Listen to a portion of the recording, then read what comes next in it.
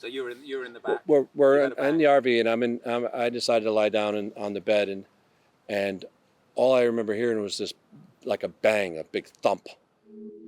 And then I woke up a couple days later in the hospital with no idea what had happened. This is Ken Green, his trademark, those guacamole shoes and a green glove, an anti-hero if you respect tradition, or your idol if you dislike the establishment. Well, you can say what you like about his attitude, he can surely play. Let's go back to the beginning. How did you get started in golf? Ooh, that's a long time.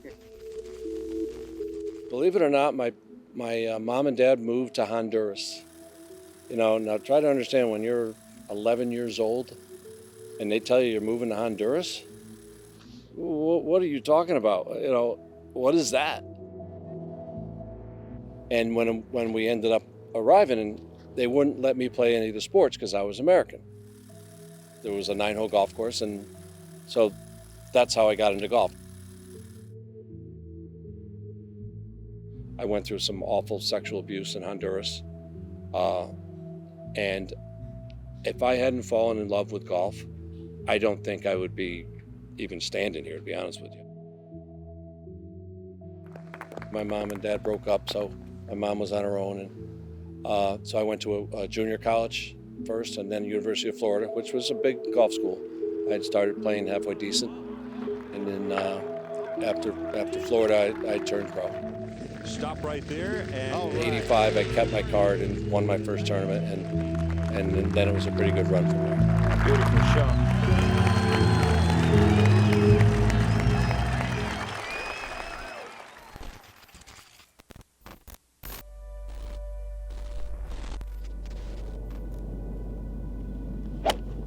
We were playing at a tournament in Austin, Texas. We were coming back to my wife's home in Greensboro, North Carolina.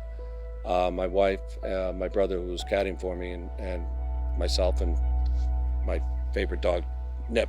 My brother was driving, and we had crashed straight off the road, and we went down this steep embankment. You know, unfortunately, I lost my brother and my wife and my dog, Nip. Within a day, they realized that my leg was really in bad shape. And they were concerned, you know, because everyone told me there's no way I'm going to, you know, elect to cut my leg off because I love golf too much. And the doctors came and said, listen, here's what's going to happen.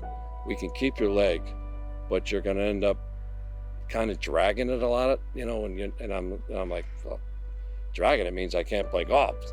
So I just said, cut it. I mean, I'll figure out a way to play, you know.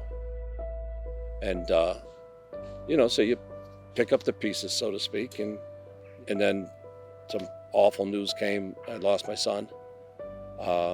College, you know, a mix of some drugs and some alcohol, and, you know,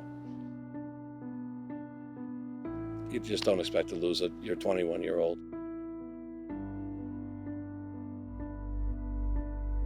If you believe in God, you got to know it's going to be all right.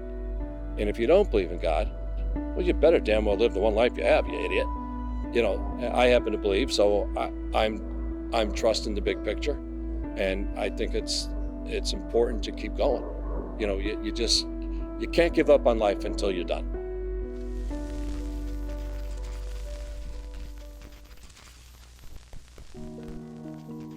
Golf had already saved my life once. You know, I knew that I couldn't, you know, ever play professional golf. That was, you know, that was okay. I was okay with that.